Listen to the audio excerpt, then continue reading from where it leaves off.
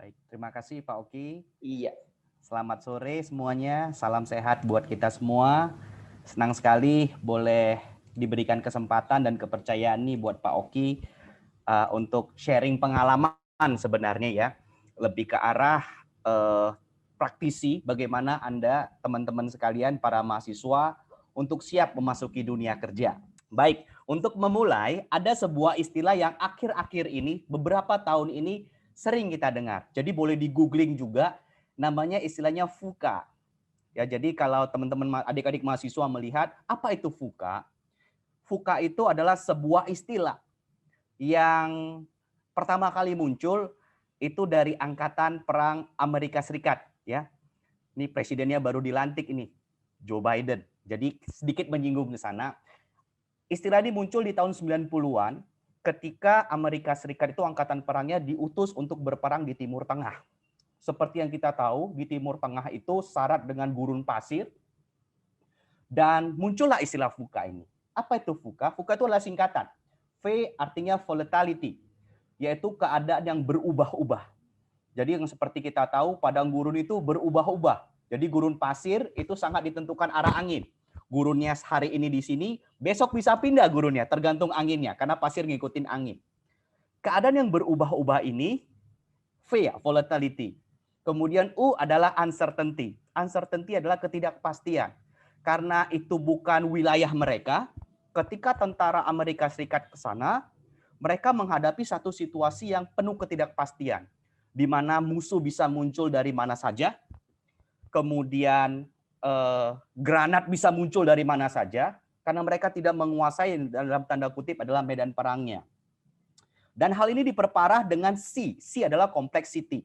Mereka mengalami masalah-masalah yang kompleks, mulai dari masalah kesehatan, bagaimana mereka beradaptasi dengan lingkungan yang begitu ekstrim, seperti yang kita tahu di padang gurun itu panasnya luar biasa di siang hari, malamnya dinginnya luar biasa. Karena keadaan yang berubah-ubah, penuh dengan ketidakpastian, dan masalah yang kompleks yang mereka hadapi, mulai dari kesehatan, adaptasi, sampai masalah logistik, persenjataan, dan sebagainya, ini membuat para pemimpin maupun para prajurit yang ada di Amerika Serikat itu mengalami yang namanya A. A itu adalah ambiguity. Kalau bahasa anak mudanya, galau, gamang. Apa yang harus diperbuat dengan situasi yang seperti ini? Kembali, kalau kita melihat keadaan yang kita hadapi pada saat ini, kurang lebih mirip-mirip dengan keadaan yang dihadapi oleh para militer Amerika Serikat ketika mereka ditugaskan untuk berperang di padang gurun atau di Timur Tengah, di mana kita bisa melihat keadaan yang berubah-ubah. Pandemi COVID-19 ini membuat semuanya berubah. Dari yang harusnya face-to-face meeting menjadi daring, ya, dalam jaringan. Kemudian kita dipaksa untuk aktif menggunakan teknologi. Kalau kita lihat di dunia financial, kita juga berubah. Gaya hidup berubah. Kalau dulu ketinggalan dompet, kita sudah galau luar biasa. Karena ATM di sana, uang tunai di sana. Sekarang kalau kita ketinggalan dompet, mungkin nggak masalah. Sejauh kita tidak ketinggalan handphone. Karena semuanya ada di dalam genggaman. Keadaan berubah-ubah. Kalau yang di dunia IT, kita juga tahu bagaimana artificial intelligence, bagaimana big data, data mining, dan seterusnya. Itu begitu berkembang dan mengubah keadaan dunia ini. Kemudian selain itu, volatility, uncertainty, semuanya penuh ketidakpastian. Saat ini kita dihadapi dengan pandemi corona. Awalnya semuanya sangat-sangat pesimis karena belum ketemukan vaksin. Setelah vaksin ditemukan, mulai ada euforia. Namun setelah itu dapat berita lagi ada mutasi yang baru. Belum tentu vaksinnya cocok lagi. Itu menimbulkan keadaan yang berubah-ubah, penuh ketidakpastian. Dan masalahnya kompleks. Mau kesehatan dulu atau ekonomi dulu atau sosial dulu. Kalau kita tidak menggunakan yang namanya social distancing, kita di rumah aja sehat, tapi perekonomiannya bahaya.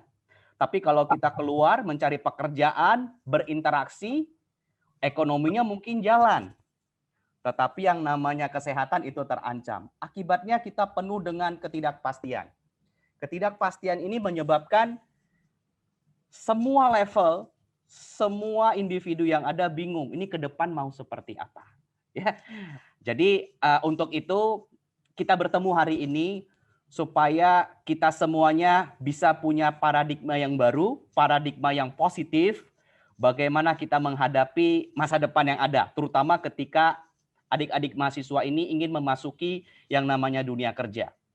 Ketika memasuki dunia kerja, saya percaya Anda juga akan mengalami VUCA seperti ini. Kami sendiri di dunia pekerjaan itu mulai terjadi transformasi digital, di mana hal-hal yang dulu yang menggunakan manual, bahkan menggunakan Excel, sekarang diganti dengan yang namanya ERP, Enterprise Resource Planning, yaitu sebuah program yang whole package, ya, satu platform yang bisa digunakan untuk seluruh bagian, sehingga bisa memberikan informasi yang lebih cepat. Kemudian di beberapa jenis usaha, itu juga memerlukan data yang on time, yang real time, sehingga tidak perlu menstok barang dan seterusnya. Kita akan menghadapi VUCA ini di mana-mana. Dan percayalah, VUCA ini akan terus menjadi mirip dengan COVID ya. Jadi VUCA ini akan terus menjadi teman kita nanti. Dan saatnya kita belajar, dan saya juga masih belajar, saya yakin kita semua di sini juga belajar, bagaimana kita bisa survive, tapi bukan hanya survive, tapi become the winner, bahkan lebih daripada winner untuk menghadapi perubahan zaman ini. Oke, kembali ke tadi yang ingin di-sharingkan, yang tadi saya sampaikan di awal, saya membagi pertemuan kita hari ini ke dalam 3 sesi. Yang pertama, kita akan membahas alasan atau motif utama dalam bekerja. Ini penting. Nanti pentingnya gimana? Kita bedah satu persatu. Setelah itu, kita akan diskusi. Silakan dari teman-teman adik-adik mahasiswa jika ada yang mau ditanyakan berkaitan dengan topik ini, atau out of topic sedikit nggak apa-apa, tapi jangan terlalu jauh. Yang kedua, ini juga tidak kalah pentingnya, apa yang harus kita persiapkan untuk memasuki dunia kerja. Dan yang ketiga, saya kira this is a small things, tetapi ini banyak menjadi hal yang di take it for granted. Kalau kita melihat seseorang itu kadang-kadang jatuh, itu bukan karena kesandung batu besar. Kalau ada batu besar, ada rintangan besar, ada lubang besar, itu kelihatan, bisa dihindarin. Tetapi orang jatuh itu karena batu kecil, karena lubang yang kecil.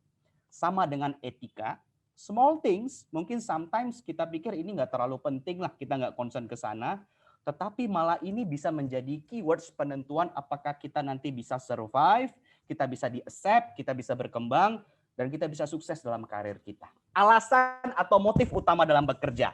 Jadi nanti sekali lagi saya nggak jualan buku, tapi kalau iseng-iseng datang ke Gramedia atau browsing-browsing buku, ada buku karangan Simon Sinek, namanya Why. Jadi semuanya di start dengan why. Ya, semuanya dimulai dengan kenapa. Kenapa ini penting? Know your why.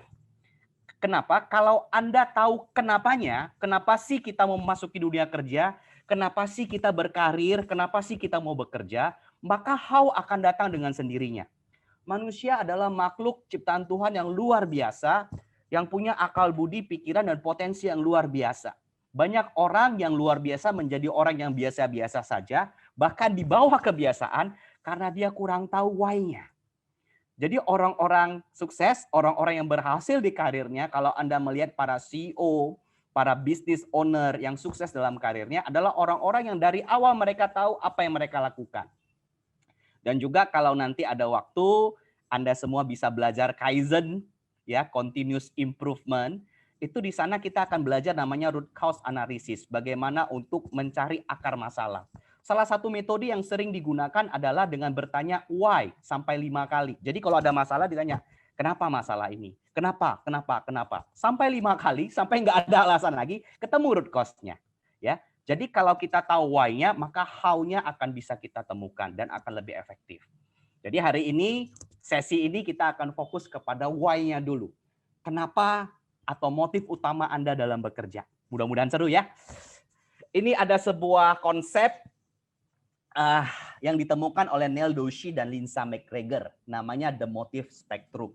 Neil Doshi dan Lindsay McGregor, mereka meneliti dan mereka menemukan motif kenapa seseorang itu bekerja, berkarir dalam hidupnya. Mereka membagi, ada 6, cuma 6 ini sebenarnya dibagi atas 2 kelompok besar. Yang pertama yang di atas ini namanya direct motive. Yang di bawah yang namanya indirect motive. Saya akan lama di sini dan akan mulai di sini untuk explain satu persatu. Semoga ini bisa menjadi fondasi dan dasar dari adik-adik mahasiswa sekalian dalam bekerja. Jadi menurut penelitian mereka menyimpulkan ada 2 motif besar ketika seseorang bekerja, berkarir secara profesional. Yang pertama yang namanya direct motive, yang terdiri atas play, purpose, dan potential. Semuanya dimulai dari P ya, 3P ya, play, purpose, and potential. Saya akan mulai dari play dulu. Play adalah orang-orang yang bekerja, yang ketika mereka berkarir, mereka bekerja, mereka sama sekali tidak pernah merasakan bahwasannya mereka bekerja. Tetapi mereka dalam tanda kutip merasa mereka itu play, sedang bermain. Orang-orang seperti ini adalah orang-orang yang tahu potensi dirinya, tahu bakat dan talentanya, dan mereka bekerja dan berkarir sesuai dengan bakat dan talenta yang mereka miliki. Ketika seseorang bekerja sesuai dengan bakat, talenta, dan passionnya, dan pekerjaan itu align dengan bakatnya tadi, dengan talenta, dengan passionnya tadi, maka ketika seseorang itu bekerja, dia tidak pernah berpikir bahwasannya dia bekerja. Setiap hari ketika bangun, setiap hari Senin kan ada istilah I don't like Monday. Tetapi itu tidak berlaku untuk orang-orang seperti ini. Kadang kerjanya jam 8 masuk, jam 6 udah automatically bangun dan excited sekali bekerja. Dan orang-orang yang bekerja sesuai dengan passionnya, sesuai dengan bakat dan talentanya, selain mereka merasa bahwa saya bekerja itu begitu excited, mereka nggak sabar untuk bekerja. Kadang ketemu hari Jumat mereka udah puyeng nih. Aduh, Sabtu Minggu mau kemana? Boring, pengennya kerja gitu ya. Kalau Anda belajar baca-baca buku psikologi positif, ini salah satu aliran psikologi yang baru-baru muncul dan sangat populer saat ini. Orang-orang yang dalam tanda kutip motifnya adalah play, adalah orang-orang yang disebut flow dalam bekerja. Jadi ketika dia bekerja, dia larut dalam pekerjaannya. Ini adalah orang-orang yang bekerja, kadang-kadang saking senangnya dia bekerja, waktu berjalan begitu cepatnya. Baru masuk di kerja, wah seru. Kemudian tiba-tiba, nggak sangka udah malam. Udah sampai kadang-kadang ketika bekerja sampai orang bilang, aduh, udah dong lu istirahat lu. Padahal kayaknya baru mulai nih, gitu ya. Excited sekali. Dan orang-orang seperti ini bukannya tidak menemukan tantangan ketika bekerja. Percayalah teman-teman mahasiswa semuanya, ketika Anda bekerja, se-playful apapun Anda bekerja, pekerjaan tetap ada tantangannya. Karena kita berhubungan dengan banyak orang, kita berhubungan dengan banyak pihak. Namun, orang-orang yang bekerja dengan play ini, motifnya adalah play, align antara bakat, talenta, passionnya dengan pekerjaannya, ketika mereka menemukan tantangan, mereka menjadi tertantang dan excited. Ya, jadi ketika ada tantangan, ada masalah, mereka muncul namanya curiosity. Semakin penasaran, loh, kok bisa gini ya? Dan makin banyak tantangannya, mereka makin senang. Dan ketika berhasil, mereka akan punya satu kepuasan that money can buy. Kurang lebih seperti itu ya. Jadi saya punya teman nih, Sherry, mungkin Pak Oki juga kenal. Dan kayaknya beliau adalah dosen tetap di UPH juga. Namanya Pak Des Dulianto. Des, ya Pak Des. Iya, Pak Des. Pak Des ini kebetulan saya kenal udah cukup lama. Sejak SMP saya udah kenal beliau. Karena Pak Des ini cukup dekat dengan teman baiknya saya gitu ya. Jadi teman baiknya saya punya abang tuh dekat sekali dengan Pak Des. Saya datang ke rumahnya. Pak Des ini adalah seseorang yang saya tahu sih dari SMP saya, berarti beliau SMA, itu sudah hobi dengan komputer. Sudah senang dengan sesuatu yang berbau dengan komputer. Bahkan sampai sekarang ya, beliau kerja di Bukalapak. Dan saya masih ingat, karena Pak Des cukup dekat ketika saya bekerja di beberapa perusahaan tempat saya bekerja, kami sering bekerja dalam satu company yang sama. Tapi beliau tetap di IT, saya tetap di HR. Dan saya ingat betul ketika punya proyek kami berkolaborasi di mana Pak Des membantu kami untuk membangun yang namanya Human Resource Information System. Bukan berarti tidak ada tantangan. Apalagi kita berhubungan dengan manusia yang banyak tanda kutip maunya pengen semuanya otomatisasi sampai kita bingung gimana inputnya kalau mau otomatisasi semuanya. Komputer kan nggak bisa baca hati kita gitu ya. Tetapi yang saya senang dan saya salutnya dengan beliau adalah ketika ada challenge, ada sebuah permintaan user requisition, malah itu membuat beliau itu curious. Ya, ini tanda kutip banyak programmer lain yang cari alasan, aduh mana bisa seperti itu, berat lah, masa maunya seperti itu, suruh aja mereka buat sendiri. Tapi beliau berbeda. Dia bilang, coba kita kerjain dulu. Pasti bisa. Kita coba cari dulu. Jadi beliau cari di blog, di mana, di forum dan segalanya. Jadi ketika menemukan tantangan, itu malah jadi penasaran. Akhirnya dengan demikian muncul namanya Circle of Angel, Circle of Competence.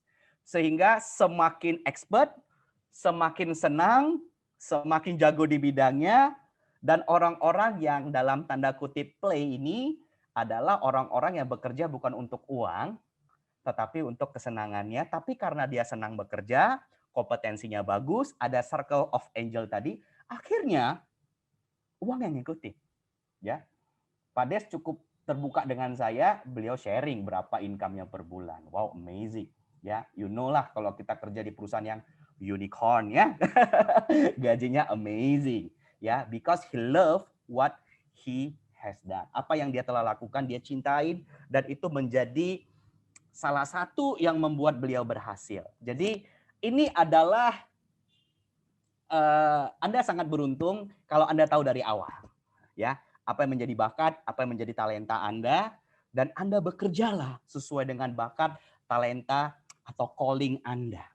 Sehingga Anda nggak pernah satu hari pun merasa bekerja, money will follow you, you will be happy, and you will be rich. Ya, kadang-kadang kan banyak orang harus ada pilihan ya, you mau happy atau mau rich ya. Tetapi if you have the motive of play, you will be happy and you will be rich. Karena bekerja bukan bekerja tetapi playful. Oke, next ya, indah sekali ya. Mudah-mudahan saya berharap semuanya dari kita bisa di kuadran play ini. Next adalah purpose. Purpose sedikit berbeda dengan play. Purpose adalah ketika kita bekerja, kita melakukan sesuatu, sebenarnya kita nggak cinta-cinta banget dengan pekerjaannya. Pekerjaannya ya so far so good dan seterusnya. Tetapi yang kita senang adalah impact atau outcome dari pekerjaannya. Supaya nggak bingung nih, karena sore-sore agak jangan terlalu berat materinya.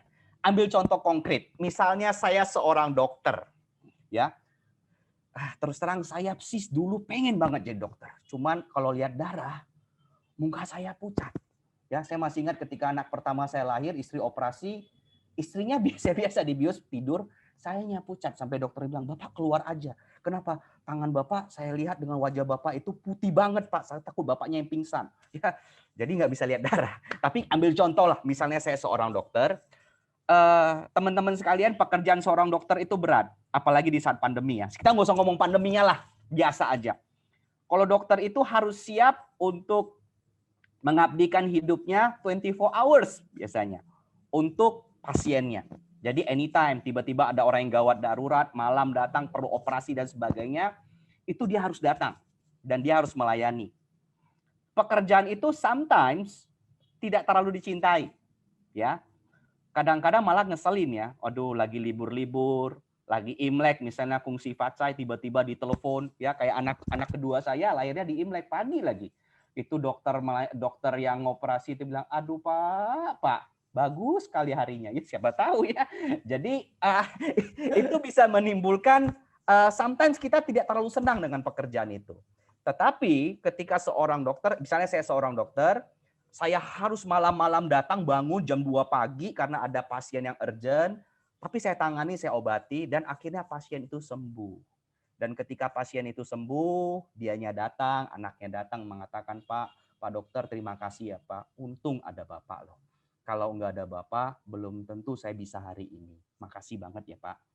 Jadi Anda senang terhadap outcome-nya. Sama mungkin juga Pak Oki dengan saya, kenapa kami senang di dunia pendidikan. Teman-teman, dunia pendidikan tidak seindah dunia profesional secara income-nya. Tetapi why we still stay here, saya kurang lebih sekitar 10 tahun di dunia pendidikan, nggak ngelihat uangnya, tapi ngelihat outcome-nya. Ketika ada mahasiswa mengatakan, Pak terima kasih loh Pak, dulu Bapak yang ngajar saya ini, dan saya senang loh Pak, Bapak dapat kasih saya input-input masukan, dan akhirnya itu bisa berimpact terhadap karir saya, dan hari ini saya bisa berhasil seperti ini ya, more or less because of your support, because of the knowledge that you have shared. Saya senang sekali mendengar itu, that money can buy. Ya, jadi orang-orang yang digerakkan oleh purpose adalah mereka yang sebenarnya tidak secinta itu terhadap pekerjaannya, tetapi mereka senang dengan outcome hasil pekerjaannya. Ya, itu gambaran. Next adalah potential. Ini potensial, ini berbeda dengan play dan purpose. Ya, potensial adalah seseorang yang mungkin sometimes pekerjaannya dia kurang sukai, dia kurang suka kerjaan ini, tapi dia tetap kerjakan dengan sungguh-sungguh karena dia punya rencana lain. Saya ambil contoh. Saya temukan banyak, tapi mudah-mudahan di kelas ini tidak ada, di mahasiswa UPH, di program SI dan T ini tidak ada. Selama saya berkarir di HR, banyak saya temukan anak-anak muda yang kuliah sambil kerja. Ya, mereka kuliah sambil kerja dan iseng-iseng, karena saya juga seorang peneliti, saya sering tanyakan dalam tanda kutip ya. Jadi hati-hati kalau kerja sama saya tanya-nanya, itu ada masuk ke dalam penelitian saya juga itu. Saya ada tanyakan, yuk hebat juga ya. Kenapa Pak? Lu bayangin tuh, pagi kita masuk kerja sampai sore. Pulang itu mesti kuliah lagi. Tetapi your result is not bad loh. Ya, memang nggak excellent, nah namanya juga kan masih entry level ya. Tidak terlalu excellent karena juga lack of skill and knowledge. Tetapi hasilnya not bad loh dan cepat belajar. Dan saya bilang saya sebenarnya salut sama Anda. Kenapa bisa seperti itu Anda di tengah-tengah hektiknya waktu, memang masih muda, tenaga masih banyak, tetapi itu butuh, terus terang saya appreciate lah untuk teman-teman mahasiswa itu yang kerja sambil kuliah, it's not easy. Dan saya pernah ngalami itu nggak mudah.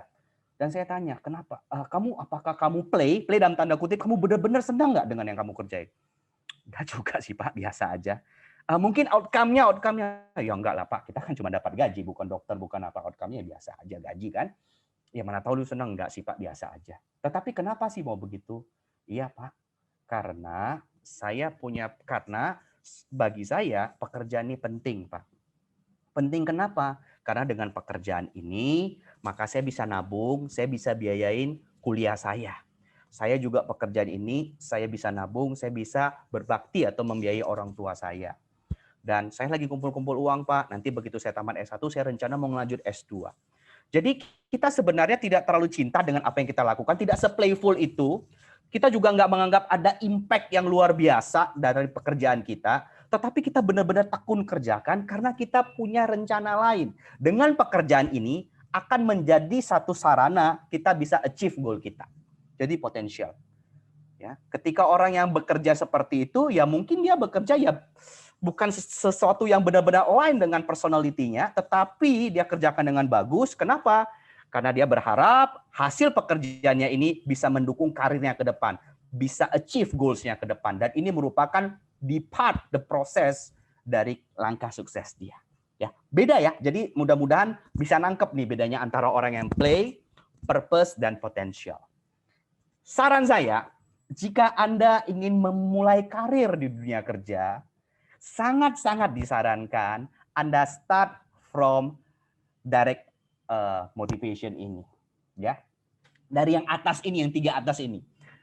Sangat baik kalau bisa play, you are so lucky. Kalau tidak, minimal cari pekerjaan yang meaningful for you, yang impact-nya Anda bisa banggakan, Anda senangi. Kalau tidak, jadikan pekerjaan itu menjadi stepping stone yang benar-benar solid untuk Anda ngelanjut ke depan. Ya, mungkin Anda kerja di restoran sebagai waiters, tapi Anda tekunin. Kenapa? Karena saya rencana, Pak, suatu saat saya ingin buka restoran yang kelas dunia gitu. Jadi saya mesti dari awal dulu belajarnya. Jadi Anda belajar itu ya karena memang Anda punya rencana ke depan yang align dengan itu. Paham ya? Sangat disarankan. Tapi kalau Anda masuk ke yang bawah, ke indirect motive, ini perhatiin nih, indirect motive ini lucu nih. Yang pertama adalah emotional pressure. Emotional pressure ini biasanya, ini hipotesis saya ya, yang namanya hipotesis itu masih perlu diuji, masih harus dibuktikan. Tapi ini hipotesis, jadi kesimpulan sementara saya nggak tahu di TI dan SI, tapi kalau di Business School UPH, ini banyak yang bekerja karena emotional pressure. Saya tanya, lu kenapa kerja ya? Kan capek kerja. Ya, habis itu kuliah lagi. Iya Pak, namanya udah kuliah, apalagi kuliahnya sore. Nanti orang tua marah dong, gua di rumah aja. Benar ya? Jadi papanya, mamanya ngelihat nih anak udah disekolahin sampai SMA, kemudian habis itu jadi pengacara, pengangguran banyak acara. Ya udah kerja dong, cari pengalaman dong. Jadi kerja bukan karena keinginan, tapi karena pressure, emotional pressure, baik dari orang tua atau dari keluarga ya. Apalagi bentar lagi Imlek, ini bentar lagi kungsi-kungsi datang tuh.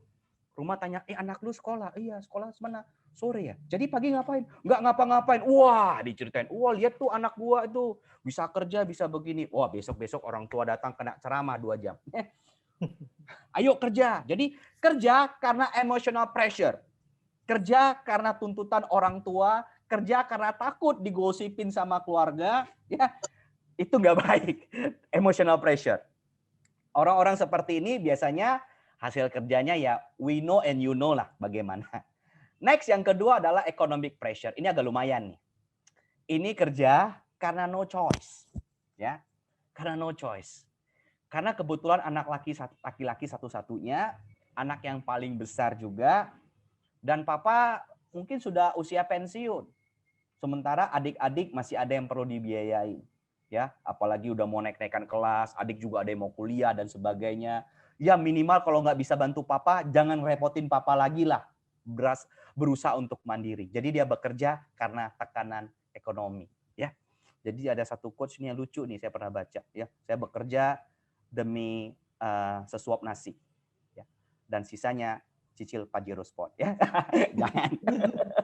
Economic pressure. Jadi kerja karena tekanan ekonomi. Orang seperti ini kerja ya kerja, tapi ya kalau kita kerja di bawah tekanan ekonomi, maka nanti kita kerja UUD, tahu UUD ya? Ujung-ujungnya duit. Jadi ketika kita bekerja, pokoknya cari duit, jadi matre. Kalau kita nggak jaga iman, nggak jaga diri, kita akan sangat gampang jatuh ke dalam fraud. Dan kita juga akan sangat gampang tidak mau menjalani proses, sehingga ketika ada offering dengan gaji lebih naik 200.000, 100.000, kita pindah dengan mudahnya. Tanpa kita mengukur prospek perusahaan itu ke depan seperti apa, jenjang karir kita ke depan seperti apa, dan seterusnya. Hati-hati Anda terjebak di economic pressure. Tetapi ketika berbicara emotional pressure, economic pressure, minimal you know lah the cause-nya apa. Apa yang menyebabkan Anda bekerja. Tetapi ini yang paling bahaya dan saya berharap dan berdoa nih. Nggak ada mahasiswa-mahasiswa di Prodi TI dan SI di UPH yang begini nih. Inersia. Inersia adalah orang yang bekerja dan berkarir. Kalau kita belajar fisika ada inersia. Inersia itu artinya ikut-ikutan gitu ya. Jadi sebuah benda yang bergerak akan terus gerak gitu. Jadi kalau ditanya, lu kenapa kerja? Loh, emang boleh ya nggak kerja? Namanya juga udah mau tamat kuliah ya harus kerja dong. Dia nggak tahu goals-nya apa untuk kerja. Pokoknya dia rasa ya harus kerjalah.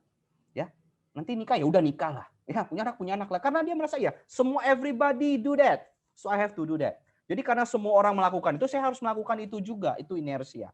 Itu paling bahaya. Orang-orang seperti ini adalah orang-orang yang jalan ke hutan tanpa GPS ya. Jadi orang yang sangat mungkin tersesat dalam bekerja. Bekerja uring-uringan, bekerja pokoknya apa yang dikerjain karena dia merasa ya kerja ya memang karena harus kerja. Nggak pernah punya planning untuk future-nya, nggak pernah punya financial planning, career planning, dan seterusnya.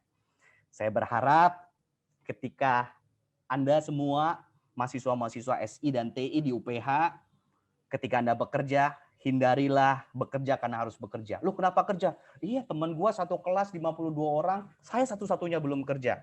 Maka mau tidak mau saya kerja. Emotional pressure. Ya, kenapa bekerja? Ialah bantu papa, kasihan papa udah tua harus biayai keluarga. Itu economic pressure supaya saya bisa mandiri ya. Yang lebih parah kenapa lo kerja? Iya, ya karena kan udah waktunya sih memang harus kerja. Jadi nggak kerja mau ngapain gitu ya. Itu bahaya. Nggak ada goals, nggak ada purpose dalam bekerja. Ya, semoga ini clear. Ini pondasinya. Start with why. Ya, ketika Anda tahu kenapa Anda bekerja, maka percayalah how-nya akan datang sendiri. Maka saya hari ini nggak akan share how-nya. Karena itu very complicated dan masing-masing orang bekerja di bidang yang berbeda-beda. But if you know your why, you can find your how. Ada tips buat Anda supaya karir boleh sukses. Tips dari saya yang pertama adalah know yourself. Ya, karena kalau Anda ingin play, maka Anda harus tahu diri Anda dulu.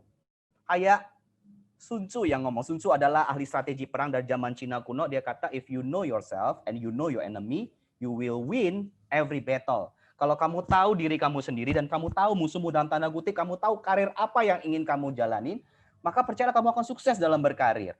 Ya, tapi banyak orang nggak tahu tentang dirinya. ya, nggak tahu passionnya apa, nggak tahu bakatnya apa, nggak tahu talentanya apa, even nggak tahu kepribadiannya apa. Hidupnya ngeflow. Dia bilang gimana? Saya sih orang yang ngeflow, Pak. Wah, saya bilang, wah, hebat juga ngeflow. Ngeflow gimana maksudnya? Maksudnya kayak psikologi positif tadi, ngeflow itu blended dengan pekerjaan. Bukan, Pak. Saya filosofinya mengalir. Wah, keren juga mengalir. Baru saya bilang nih, ada ya karyawan juga lah ya. Kita kan ada coaching, ada ngomong, ada bicara-bicara.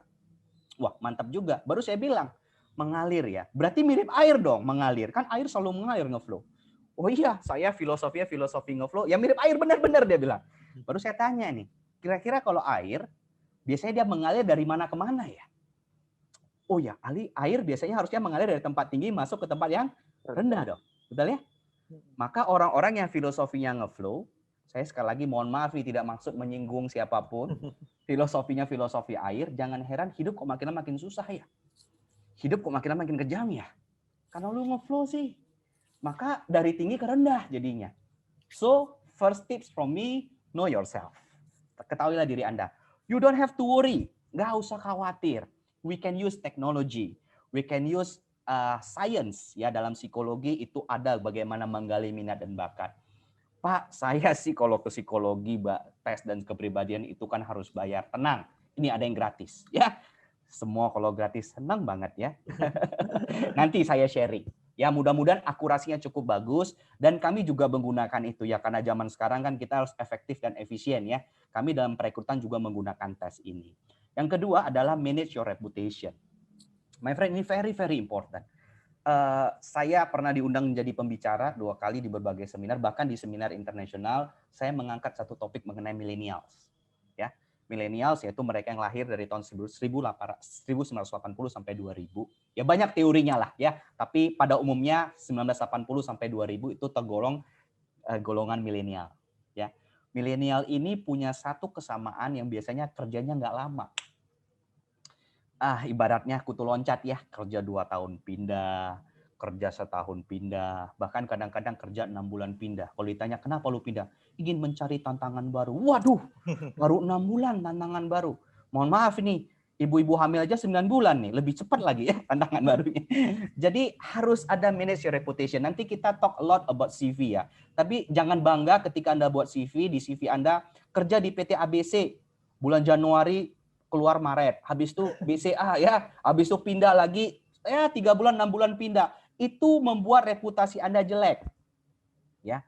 Dan reputasi itu sangat penting apalagi di zaman sosial media saat ini. So manage your reputation, jadilah karyawan-karyawan yang berprestasi. Kalau nggak bisa prestasi nomor 1, nggak bisa menjadi the best of the best, minimal you have to be loyal with the company with a certain time. As long as the company itu benar-benar provide self-development untuk Anda. Karena itu perlu research. Nanti kita belajar ya. Sebelum lamar kita harus research company-nya dan seterusnya. Dan yang terakhir adalah keep current. This is very important. Apalagi Anda, teman-teman sekalian, mahasiswa sekalian yang berada di dunia digital. Ya, baik sistem informasi maupun teknik informatika. Yang dimana kita tahu teknologi itu begitu pesatnya perkembangannya. Eksponensial. Ya, saya masih ingat ketika saya S1 dulu, programnya pakai VB 6. Gak lama VB.NET dan seterusnya. Sekarang sih sudah ke Android ya. Wah, keren. Perkembangan teknologi begitu cepatnya. Ada berbicara big data, ada berbicara artificial intelligence dan seterusnya. You have to keep current. Karena sekali lagi belajar di universitas ini Anda tamat itu bukan the end, bukan garis finish Anda belajar, tapi malah itu adalah starting point Anda untuk belajar. In order to survive, you have to keep current, keep learning, and keep developing yourself. Ya, tergantung bidang Anda masing-masing. Nanti gimana cara teknis, mudah-mudahan ada yang tanya, Pak gimana supaya saya bisa keep current? Pak gimana supaya saya bisa know myself dan seterusnya. Saya next ya. Ini ada alamat website, Anda bisa sekali lagi Pak Oki maupun saya tidak disponsori oleh yang buat website ini. Tetapi ini adalah untuk membantu Anda sehingga you can take something dari pelajaran kita. At least you know yourself. Ya, 16 personalities di sini cukup baik ya berdasarkan beberapa platform-platform yang saya lihat ini cukup baik karena di sini Anda bisa mencoba mengetahui kekuatan, kelemahan, bahkan karir apa yang cocok buat Anda. Lebih dari itu, pasangan apa yang cocok bagi Anda. Wah, ini keren nih. Karena sehebat-hebatnya Anda, ngeflow-nya Anda bekerja, tapi kalau udah nikah pulang, kerjanya berantem, perang Teluk, perang Afrika terus, waduh percuma tuh hidup. Jadi gimana pilih pasangan yang match, ya, pasangan yang sesuai yang bisa saling support, itu ada di sini. Nanti Anda boleh buka, gak usah sekarang, karena kita mau masuk sesi tanya jawab. Nanti ada waktu Anda pelan-pelan kerjakan. Dan ini ada istilah GIGO ya, garbage in, garbage out. Jadi kalau kita masukinnya asal-asal, keluarannya juga asal-asal karena ini hanya platform, ya, hanya algoritma program. Jadi Anda harus benar-benar bacanya yang benar, jawabnya benar-benar, dan hasilnya nggak perlu dipublikasikan, just for yourself, ya. Supaya kita tahu kira-kira karir apa, strength apa, weaknesses apa, dan tolong jangan digunakan sebagai referensi satu-satunya. Karena sebenarnya yang paling tahu diri Anda adalah Anda sendiri. Ya, at least orang tua Anda boleh Anda tanya. Dan itu menjadi second opinion yang bisa untuk membantu Anda. Jadi banyak sekali teman-teman mahasiswa, adik-adik mahasiswa itu fokus, saya nggak bilang ini salah, ini benar dan itu memang harus. Anda belajar, mau UTS, UAS, belajar sampai redem kaki, pakai SKS ya, sistem kebut semalam, menghafal dan seterusnya. Akhirnya Anda ujian bisa. Good. Tapi yang banyak sering dilupakan adalah soft skill-nya. Soft skill itu berbicara kemampuan Anda berhubungan dengan orang lain. Ini seorang EQ practitioner namanya Anthony Diomartin. Dia mengatakan begini nih. IQ make you hired. IQ buat Anda di-accept, diterima. Ini bagus nih, IP-nya 4. Ini bagus nih, tamatan UPH. Diterima. But EQ make you promoted. Ya, EQ lah yang membuat Anda bisa sukses, survive, dan dipromosikan. Kalau tidak percaya, silakan kalau ada waktu iseng-iseng lakukan research atau pengamatan observasi. Anda lihatlah pengusaha-pengusaha sukses, para top-top CEO. Saya percaya many of them bukanlah adalah orang yang paling pintar ketika sekolah. Bahkan mungkin banyak di antara mereka bukan berarti sekolah nggak penting ya. Banyak juga CEO-CEO itu tamatan luar negeri bagus-bagus. Tapi mereka secara IQ itu cukup pintar, tetapi lebih daripada itu punya IQ yang bagus. Ya, misalnya saya ngambil contoh owner di tempat saya bekerja. Beliau latar belakang pendidikannya S3, SD, SMP, dan SMA, titik sampai di sana. Ya, beliau bukan profesor doktor di ilmu kelautan atau teknik perkapalan, tapi punya 40 kapal tanker. Yang mungkin satu kapal tankernya bisa untuk saya pensiun mati hidup 3 kali dong bayarnya ya. Triliunan asetnya. Kenapa bisa? Saya coba pelajarin. Ya bos pintar ya, pintar dong, nggak pintar nggak bisa kaya, nggak bisa ngelola kekayaan. Tetapi lebih daripada itu, selain pintar, beliau juga punya soft skill yang bagus. Ketika jumpa, sangat humble. Ketika berbicara, sangat humble. Bahkan ketika kami sebagai karyawan biasa masuk berbicara dengan beliau, nggak pernah itu bicara sambil pegang handphone, ketik-ketik itu nggak pernah. Dia berhentikan. Kalau ada telepon pun dia reject. Padahal dia bos loh. Dia dengarkan kita bicara. Bahkan sometimes ketika dia bicara, kita cek, dia catat loh. Gue sampai bingung. Wah, buset deh. Ini bos hartanya triliunan, cuman rendah hati aja sih. Tetapi saya ngomong catat loh. Dan ketika saya Pak permisi ya, saya diantar sampai keluar dari ruangan dia. Wow, what a very very humble person. Gak heran lah kaya. Dan kerjanya keras. Kerja tuh luar biasa. Ya, jadi soft skill is very important because EQ make you promoted. So if you want to be success, don't only focus on IQ, but you have to focus also on your EQ, emotional quotient. Berbicara bagaimana Anda berkomunikasi dengan orang, bagaimana Anda memimpin tim. Oleh sebab itu, nanti ketika di UPH, seperti Pak Oki ada bilang, ini ada BEM, ada kegiatan-kegiatan, sangat-sangat disarankan Anda ikut di sana. Karena di situ Anda bisa mengembangkan selain technical skill, selain knowledge, Anda bisa mengembangkan yang namanya soft skill Anda. Ya, bagaimana Anda bisa memimpin tim, misalnya ada project diberikan Pak Oki harus lakukan, di mana Anda bisa memimpin tim. Ini kan susah. Kita bukan atasan, nggak ngasih gaji. Kalau saya atasan kasih gaji kan gampang, nggak senang saya pecat. Tapi ini nggak, ayo dong kita sama-sama. Itu skillnya beda loh. Ya, bagaimana Anda lakukan negosiasi dan seterusnya. Bagaimana Anda memanage time Anda. Bagaimana Anda punya creativity, ini nggak bisa, gimana pakai cara lain supaya bisa lebih kreatif. Bagaimana Anda bisa punya inovasi, itu berbicara pengetahuan Anda dan soft skill Anda. So, boleh Anda persiapkan knowledge, boleh Anda persiapkan skill, tapi jangan lupa juga concern on your attitude. Dan kembangkanlah soft skill Anda. Sehingga ketika Anda diterima bekerja, bukan sekedar diterima, tetapi dengan ada berjalannya waktu, maka karir Anda akan semakin meningkat, semakin meningkat. Ya, oke, ini seru nih.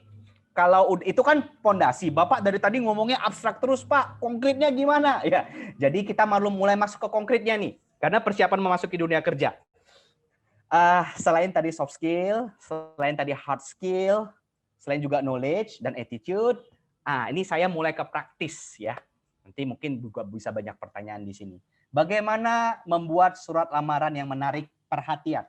Karena begini, kami, ya saya cerita kami aja dah, karena yang lain saya nggak berani, saya nggak punya datanya. Ketika kami posting satu job vacancy, Anda boleh searching di Jobstreet, cari aja misalnya Waruna gitu ya, itu banyak luar biasa. Satu job vacancy, CV yang masuk bisa 1.000 loh. Apalagi di zaman pandemi begini, banyak terjadi PHK di mana-mana. Waduh, karena itu ketika kami sebagai HR, sebagai bagian dari HR, melihat CV Anda, melihat surat lamaran Anda, kalau tidak tertarik habis itu. Karena ada ribuan.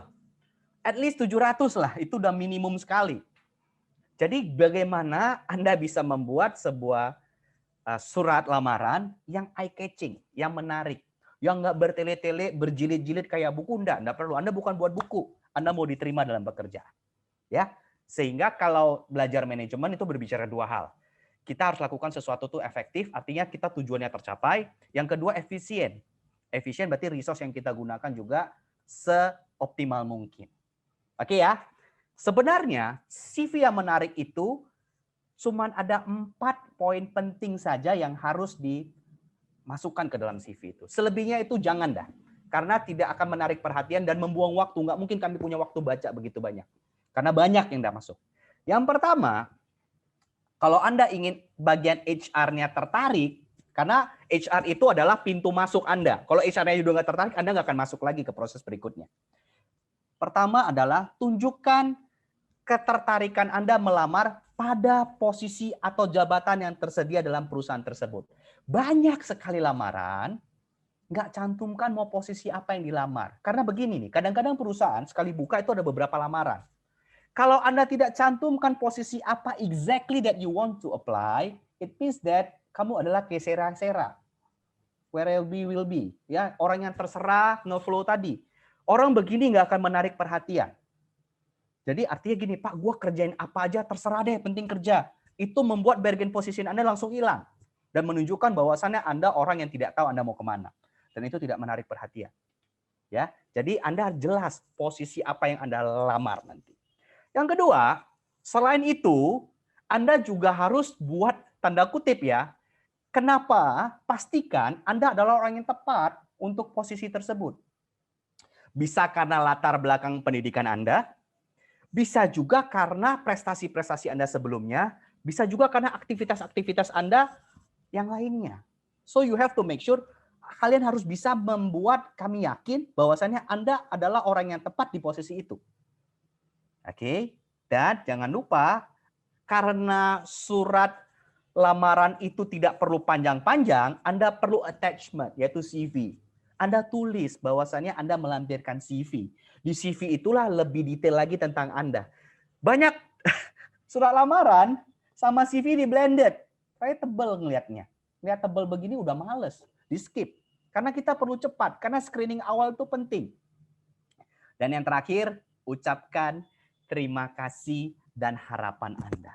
Terima kasih buat kesempatan dan harapan Anda. Apa harapan Anda? Ya harapannya tentu akan dipanggil dan di follow up dong. Ya, supaya dapat contoh konkret, saya kasih contoh. Contoh, ya. Saya bagi partnya biar lebih gampang. Ya, saya menulis surat ini untuk menyampaikan ketertarikan saya untuk jabatan rekrutmen staf di perusahaan yang Bapak atau Ibu yang pimpin. Jadi jelas ya. Kalau di sini kan jelas jabatan apa, yaitu rekrutmen staf misalnya. Saya yakin bahwasannya gelar saya di jurusan psikologi di UPH misalnya ya, karena rekrutmen itu berbicara psikologi. Ini contoh, kalau IT nanti lain lagi case-nya. Ya, sebagai pelajar saya dilengkapi dengan ilmu dan keterampilan penting untuk membuat saya mampu merancang sebuah strategi perekrutan yang efektif. Itu menunjukkan Anda lah orang yang tepat di posisi itu. Anda tambah lagi, selain itu peran aktif saya di banyak kegiatan akademis dan ekstrakurikuler. Membantu saya punya keterampilan komunikasi, kepemimpinan, di mana ini sangat penting juga untuk menentukan karir saya. So dengan begini kita jadi yakin loh, nih orang ini boleh juga ya. Jadi saya juga melampirkan CV. Resume itu CV ya, sebagai bahan pertimbangan. Dan jangan lupa ucapkan terima kasih. Dan kita berharap kita bisa dipanggil untuk proses selanjutnya. Simpel ya. Saya yakin kalau begini sih paling 4 alinea, 3 alinea selesai, nggak sampai 10 lembar. Jadi itu contoh implementasi. Dengan demikian surat lamaran Anda akan eye-catching. Ya, jadi dalam 1 lembar itu kita bisa mendapat informasi Anda mau melamar di posisi apa, kenapa Anda cocok di sana, dan you say thank you loh. Di budaya timur ini penting. Oke? Dan setelah itu kalau kami tertarik, maka berikutnya kita akan buat CV. Kita akan baca CV nih. Jadi CV juga saya akan kasih tipsnya. Pertama, sekali lagi CV jangan panjang-panjang, jangan tebal-tebal, dan yang paling penting CV harus jujur. Jangan overpromise, ya. HR tak punya waktu baca. Saya sudah katakan 1 job vacancy itu bisa ribuan yang ngelamar. Jadi tadi Pak Oki ada kasih contoh CV saya ya. Itu salah satu sebenarnya. Dengan demikian Pak Oki kasih ngelihat saja, ya teman-teman juga udah bisa ngelihat secara singkat. Bayangkan kalau saya tulis itu bisa 6-7 lembar satu-satu dijabarin. Jadi cukup buat singkat, tetapi full of content, full of information. Ini pengalaman, ini penting banget. Penting banget. Saya pernah menerima lamaran, karena di lamaran itu kan tidak tulis, tolong ya konteks saya di nomor ini kan nggak mungkin gitu, surut lah kira-kira. Ya, kita masukkan di CV. Lamarannya bagus, CV-nya keren, warna-warni, kayaknya memang punya bakat desain lah. Wah, pengalamannya juga cocok, mantep nih orang. Tapi nggak cantumkan nomor handphone dan tidak cantumkan email. Pertanyaannya, gimana gua kontak? Saya tanya, dari mana dapat nih? Iya Pak, tadi dititipkan ke Satpam. Karena kan kami juga ada kirim email atau bisa diantarkan ya. Jadi diantarkan langsung, yang terima Satpam. Tanda terima ya paling ditekannya sudah diterima Satpam. Selesai. Tidak ada nomor kontaknya, tidak ada emailnya. So, saya bilang, aduh sayang banget nih orang. Gimana kita mau kontaknya?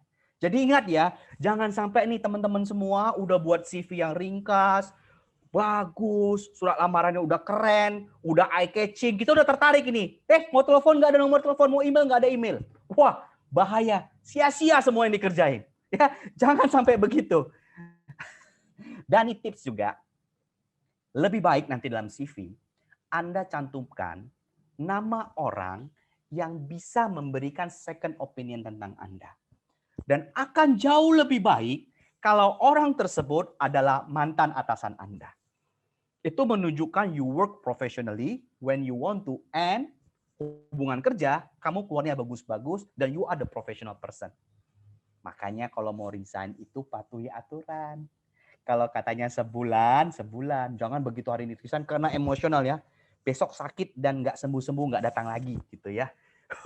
Kalau begitu mantan atasannya bilang, waduh, Pak ini gimana nih? Baru dia bilang, kalau gua nggak deh, kalau lu terserah katanya. Waduh bahaya.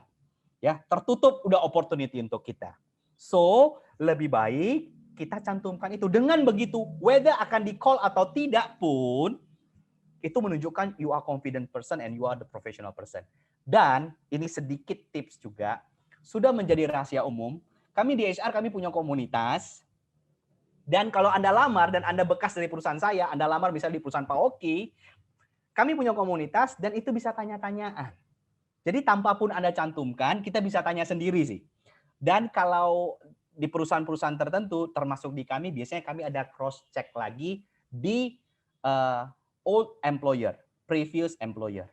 Kami nggak akan nanya itu gimana Pak kerja, nggak akan nanya. Karena biasanya orang juga sungkanan, toh dia udah keluar. Kami cuma tanya satu pertanyaan aja. Pak, mohon maaf Pak, waktunya kami dari ini, mantan karyawan Bapak si A melamar tempat kami. Kami nggak akan tanya banyak, Pak. Saya cuma tanya satu aja, Pak. Kira-kira kalau si A itu datang kembali untuk melamar di perusahaan Bapak, Bapak masih mau terima atau tidak? Udah tanya itu aja. Dan nggak akan tanya kenapa, kalau iya kenapa, tidak kenapa nggak. Kalau dia bilang, kayaknya nggak deh, udah selesai. Betul ya? Itu salah satu. You have to maintain your reputation. Oke ya. Pak, gini, saya belum pernah kerja nih, newbie, gitu ya. Jadi gimana?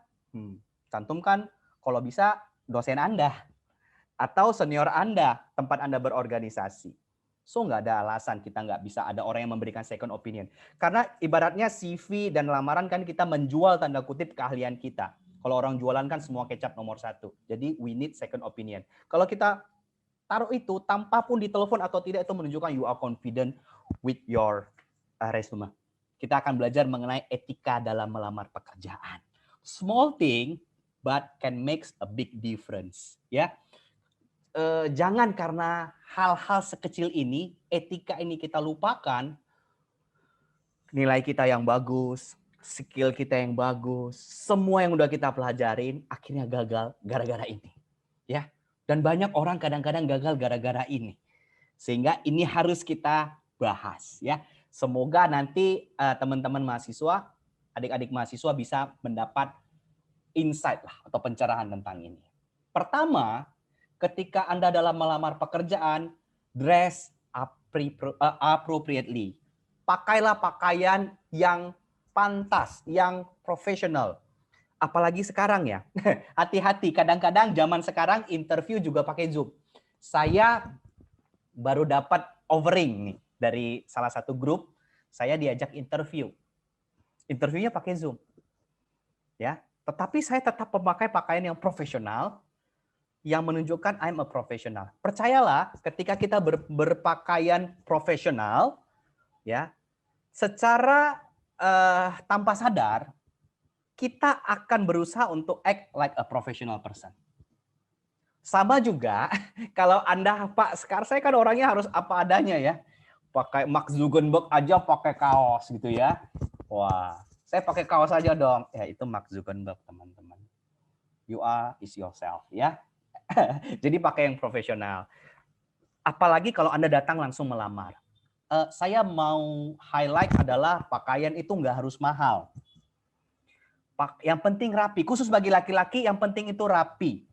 Dan warna juga penting nih. Kadang-kadang ada orang yang terserah lah mau pakai warna apa, pakai pinky-pinky dan sebagainya. Ya bukan jelek sih, tapi you have to look like a professional. Kalau bingung pakai kemeja putih, celana hitam atau celana apapun, kalau masuk kemeja putih harusnya lebih netral. Dan khusus wanita, Anda melamar untuk menjadi seorang staff atau seorang tenaga kerja profesional. Anda bukan melamar menjadi foto model. Jadi pakailah pakaian yang profesional, jangan pakai yang kurang kainnya. Ya. Kita nggak mau kita diterima karena itu, tapi kita mau diterima karena skill kita. Kemudian arrive for the interview a few minutes early. Ya, kalau bisa view-nya itu minimal 15 sampai 30 menit lebih cepat. Anda akan lebih dihormati oleh interviewer, oleh HR-nya kalau Anda tiba lebih cepat. Dalam case ini seperti pertanyaan Leon, kalau Anda datang pas-pas itu akan jadi poin negatif, Leon. Kalau dalam case ini ya, dalam melamar pekerjaan, bukan dalam bekerja. Ya, kalau dalam pekerja mungkin karena ada WFH dan sebagainya kita lebih result oriented. Tapi dalam melamar pekerjaan, it is a must. Nanti saya katakan, selain Anda bisa menunjukkan impresi Anda adalah orang yang menghargai waktu, baik waktu Anda maupun waktu interviewer Anda, ketika Anda datang lebih cepat, let's say 30-15 menit lebih cepat, Anda secara psikologis akan jauh lebih siap.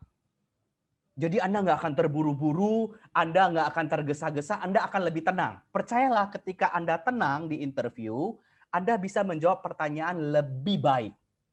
Dan keuntungan kalau Anda datang lebih cepat, Anda juga bisa dalam tanda kutip melakukan observasi terhadap karyawan ataupun tempat kerja, calon tempat Anda bekerja. Misalnya, Anda datang lebih cepat, Anda ngelihat nih, karyawan-karyawan yang datang, mukanya petak-petak stres semua. Contoh, Yang kedua, Anda juga melihat ini, kok perusahaannya fasilitasnya kok seperti ini.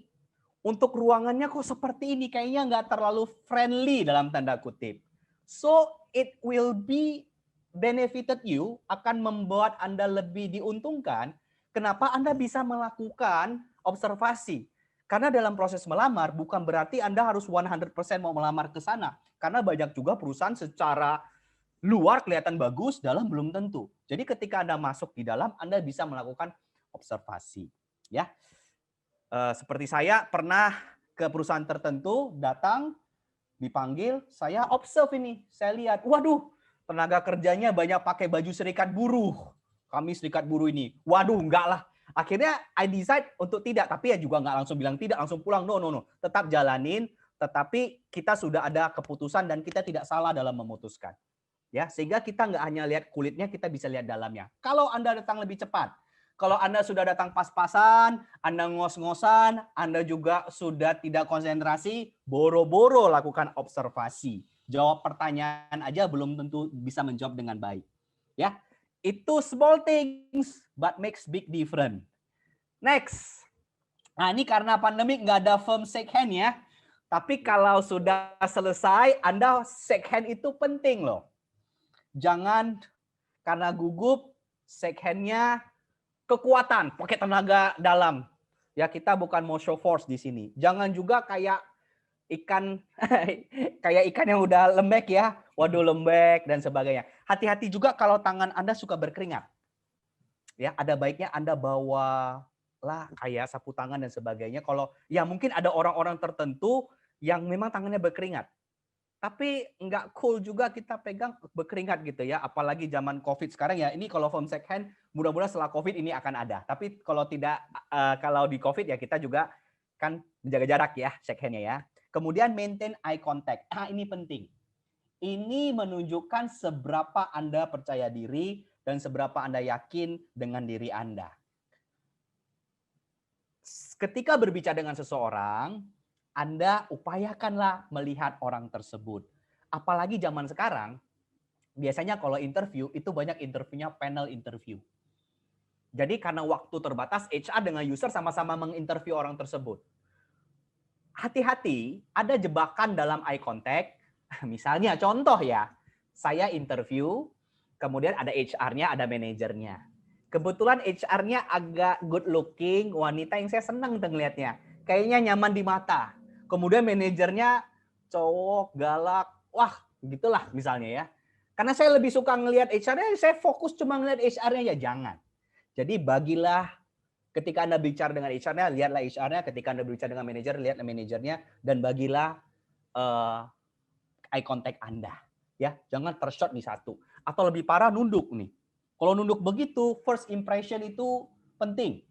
Anda begitu ngomong nunduk, atau Anda ngelihat ke atas kayak melamun, selesai. Pak, saya orangnya gimana ya Pak? Kalau natap mata itu nggak pede, apalagi kalau saya di interview. Kan orangnya kalau nginterview itu kayak biasanya posisinya lebih tinggi, saya masih newbie.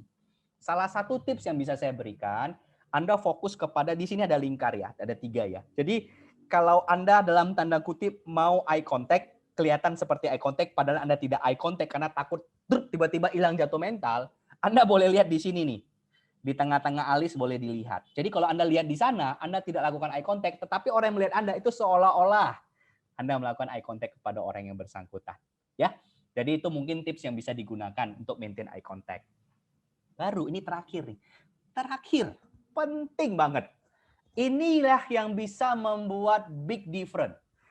Gini nih, biasanya kita HR akan tanya setelah kita selesai banyak pertanyaan, interview maupun user juga interview, kita akan tanya nih, ada hal yang mau ditanyakan?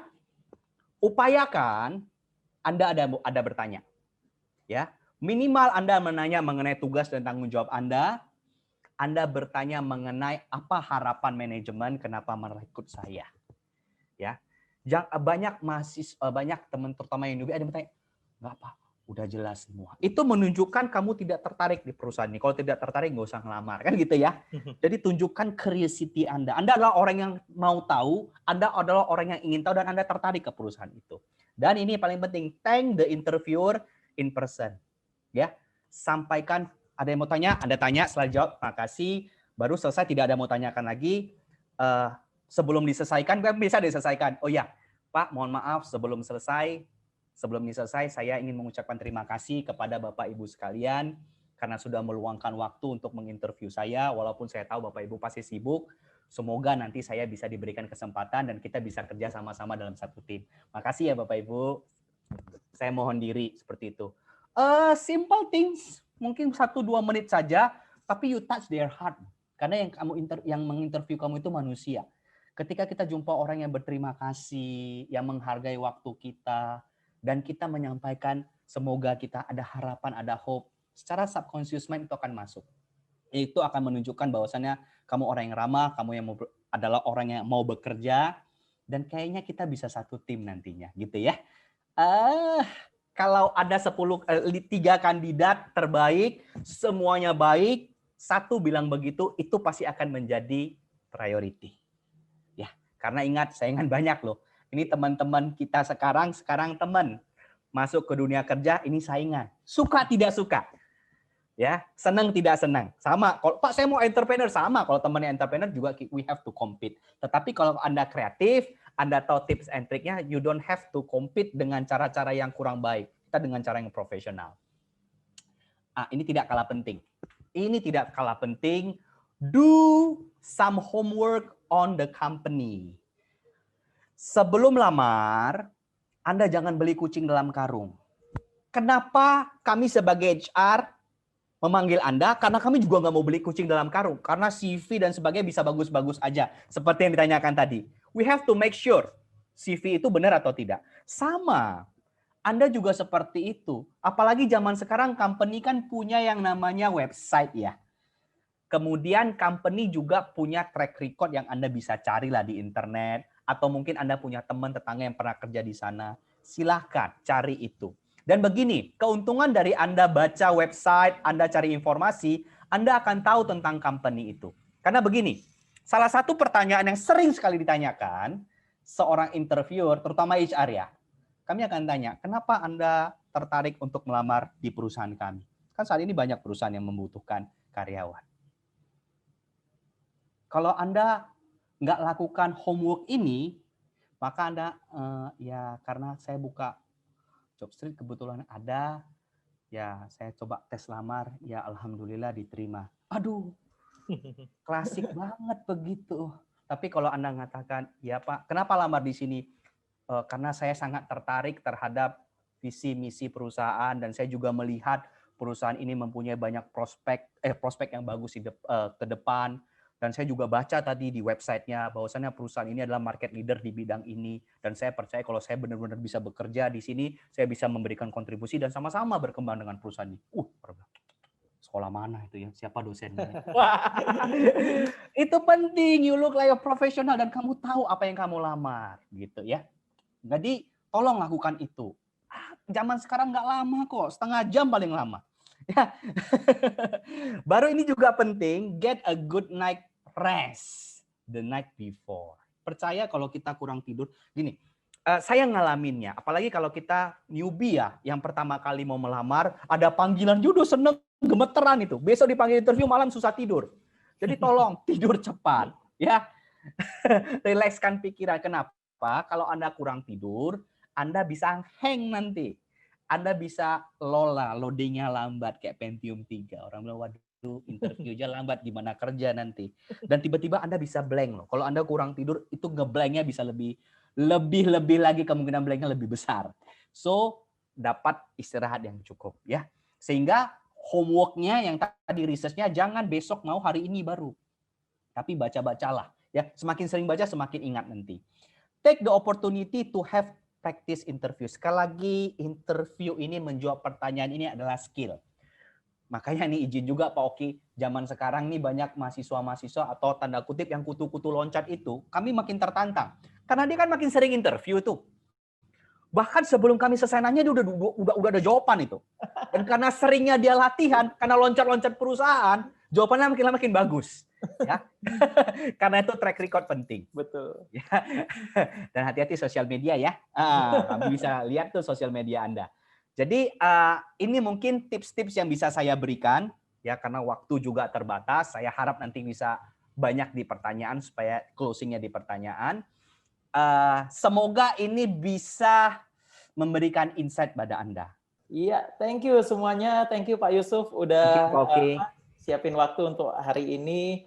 Mungkin saya bakal tutup ya sebelum dengan ada satu statement yang pernah disampaikan oleh Mark Twain, karena tadi Pak Yusuf ada sharing mengenai find your why. Kemudian tadi ada ditutup nih ada mengenai bakat dan jurusan tidak match dan seterusnya. Mungkin saya tutup dari satu statement dari Mark Twain itu yang pernah bilang seperti ini. 20 tahun dari sekarang, kamu akan lebih kecewa oleh hal-hal yang tidak kamu lakukan daripada hal-hal yang kamu lakukan. Jadi lempar tali itu, berlayarlah dari pelabuhan yang aman, kejar angin pesat dalam pelayaranmu, jelajahi, bermimpi, dan temukanlah. Nah, jadi yang paling penting kita lakukan adalah mulai dari sekarang udah mulai bisa bergerak, lakukan apa yang kemudian bisa menjadi passion-nya kita. Ya mudah-mudahan nanti jalannya bisa ketemu ya, bisa match dengan apa yang sudah kamu pelajari dan juga dengan apa yang bakal kamu jalani. Kira-kira seperti itu. Oke, mungkin itu aja dari saya. Tetap jaga kesehatan untuk semuanya. Ya semoga nanti kita bisa kembali ke kondisi normal. Kemudian minggu depan kita bakal kembali seperti biasa sesinya. Jangan lupa isi absensi yang sudah ada saya buat di Teams. Dan jangan lupa jawab pertanyaan atau forum yang ada di LMS. Oke, itu saja dari saya. Selamat malam, selamat beristirahat, dan sampai jumpa. Thank you Pak Oki, thank you semuanya. Sama-sama, thank you semuanya.